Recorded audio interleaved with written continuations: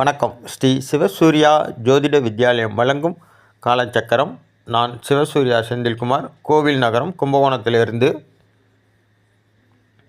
கடவுள் மேல் உங்களுக்கு நம்பிக்கை இருக்கோ இல்லையோ, ஆனால் இதுதான்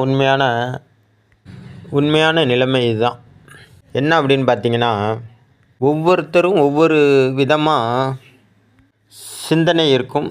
சிந்தனை, செயல், சொல், சிந்தனை எல்லாமே ஒவ்வொருத்தருக்கும் ஒவ்வொரு மாதிரி இருக்கும்.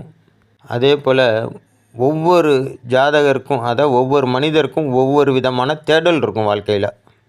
சில பேருக்கு தேடாமலே எல்லாம் கிடைச்சிரும். சில பேருக்கு தேடி தேடி கண்டுபிடிச்சி கிடைக்கும். சில பேர் மட்டும் இதில் விதிவிலக்காக தேடி தேடி தேடி அவங்க எலும்பு முட்டெல்லாம் தேஞ்சே போயிடும். தேடி தேடி தேஞ்சு போயிடுவாங்க. அலைஞ்சி அலைஞ்சி ஓஞ்சி போயிடுவாங்க. இது எல்லாத்துக்குமே பொருந்தும். அதாவது பெண்ணாகட்டும், பொண்ணாகட்டும், மண்ணாகட்டும், பேராகட்டும், புகழாகட்டும், செல்வமாகட்டும், உங்கள் மனசில் எதெல்லாம் தேடுறீங்களோ அது எதுவாக வேணாலும் ஆகட்டும். தானாக கிடைச்சவங்களுக்கு பிரச்சனை இல்லை, தேடி கண்டுபிடிச்சி அடைஞ்சவங்களுக்கும் பிரச்சனை இல்லை. இந்த தேடி தேடி ஓஞ்சி போனவங்களுக்கு தான் ஒரு ஆறுதல். என்ன அப்படின்னா, நீங்கள் எதை தேடியும் அலைஞ்சி ஓஞ்சி போயிருந்தீங்கன்னா உங்களுக்கு மனசை தேத்திங்க. இந்த வாசகத்தை நிமிஷத்துக்கு நிமிஷம் சொல்லிக்கிட்டே இருங்க. நமக்கானது எதுவும் நம்மை விட்டு போகாது, நம்மை விட்டு போகும் எதுவும் நமக்கானது இல்லை அப்படிங்கிறத நிமிஷத்துக்கு நிமிஷம், நொடிக்கு நொடி சொல்லிக்கிட்டே இருங்க.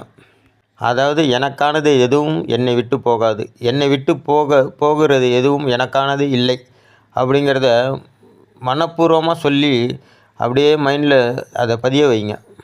இது எதுக்கு சொல்லிக்கிட்டு இதை நினச்சிக்கிட்டே சொல்லிக்கிட்டே இருந்தீங்கன்னா உங்கள் வாழ்க்கையில் ஒரு தன்னம்பிக்கை பிறக்கும், ஒரு தைரியம் பிறக்கும். முதல்ல மனசில் ஒரு தைரியம் வரும், தன்னம்பிக்கை வரும், நம்மளால் முடியும் அப்படிங்கிற ஒரு எண்ணம் வரும். ஆனால் உங்களுக்கானது எங்கேயுமே போகாது. உங்களுக்கானது எதுவாக இருந்தாலும் அது உங்களை தேடி வரும். உங்களை விட்டு விலகிறது எதுவுமே உங்களுக்கானது இல்லை அப்படிங்கிறத முதல்ல நீங்கள் நல்லா புரிஞ்சுக்கணும். இதுக்கு ஒவ்வொரு உதாரணமாக சொல்லிக்கிட்டே வரோம். உங்களுக்கு விவரம் தெரிஞ்ச பிறகு இவங்க தான் எனக்கு அப்பா அம்மாவாக வரணும்னு என்னைக்காச்சும் நினச்சி பார்த்துறீங்களா? இவங்க தான் எனக்கு அப்பா அம்மாவாக வந்திருக்கணும் அப்படின்ற மாதிரி என்னைக்காச்சும் கற்பனை பண்ணிடுறீங்களா? அப்போ நீங்கள் விவரம் தெரிஞ்ச ஆரம்பித்த பிறகு அப்பா அம்மானு ஒருத்தங்க இருக்கிறாங்க. அப்போ உங்களுக்கு அப்பா அம்மானு ஒருத்தங்க உங்களை வந்து சேர்ந்துட்டாங்க அப்படின்னு அர்த்தம். அது நீங்கள் தேடாமல் வந்தது தானே அவங்க. பாயிண்ட் 1. அடுத்து உங்களுக்கு பிறக்கக்கூடிய பிள்ளைங்க, அவங்க எனக்கு இந்த மாதிரி பிள்ளை தான் வேணும், எனக்கு இந்த பிள்ளை தான் பிறக்கணும் அப்படின்னு நீங்கள் முடிவு பண்ணியா குழந்தை பெற்றுக்கிறீங்க. அது தேடாமல் வருவது தான். அது உங்களுக்குன்னு உள்ளது, உங்களை விட்டு போகாது, அது எந்த குழந்தையாக இருந்தாலும். அடுத்து பாயிண்ட் 3. நீங்கள் எவ்வளவு ஏழ்மையான குடும்பத்தில் பிறந்திருந்தாலும், எப்படியாப்பட்ட ஒரு அசிங்கமான அப்பா அம்மாவுக்கு பிறந்திருந்தாலும், அல்லது ஒரு சரியில்லாத அப்பா அம்மாவுக்கு பிறந்திருந்தாலும், உங்கள் மனசாட்சி என்னைக்காச்சும் ஏன் இவங்களுக்கு பிறந்தோம், வேறு ஒருத்தருக்கு நல்ல வசதியான ஆளுக்கு பிறந்திருக்கலாமே அப்படின்னு நினச்சி பார்த்துருப்பீங்களா? அதாவது எனக்கு ஒரு வசதியான ஒருத்தர் எனக்கு அப்பா அம்மாவாக இருந்திருக்கக்கூடாதா அப்படின்ற மாதிரி உங்கள் எண்ணம் போயிருக்குதா? போகாது. ஏன் அப்படின்னா, நமக்கு விதிக்கப்பட்டது அவ்வளோதான் அப்படிங்கிறத உங்கள் ஆள் மனது அங்கே ஏற்றுக்குது. அதே போல் தான் வாழ்க்கையில் உங்களுக்கானது எதுவாக இருந்தாலும் அது உங்களை வந்து சேர்ந்தே தீரும். எந்த ஒரு பொருள் உங்களுக்கு இல்லை அப்படின்னு முடிவாகுதோ அது மற்றவருக்கு உடையது, அது எப்பொழுதும் உங்களுக்கு ஆபத்தை தான் கொடுக்கும் அப்படிங்கிறத நீங்கள் மனசில் பதிய வைங்க.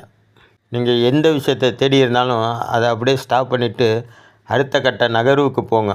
அப்போ போகும்போது எனக்கானது என்னை வந்து சேர்ந்துடும் அப்படிங்கிற நம்பிக்கையோடு போங்க. கண்டிப்பாக எதுவானாலும் அது உங்களை வந்து சேர்ந்தே தீரும். நீங்கள் இது வரைக்கும் நம்ம சேனலை சப்ஸ்கிரைப் பண்ணி லைக் பண்ணலன்னா உடனடியாக அந்த பெல் பட்டனை தட்டி விட்டு சப்ஸ்கிரைப் பண்ணி லைக் பண்ணி ஷேர் பண்ணுங்கள். இந்த பதிவு உங்களுக்கு பயனுள்ளதாகவும் பிரயோஜனமாகவும் இருந்துச்சுன்னா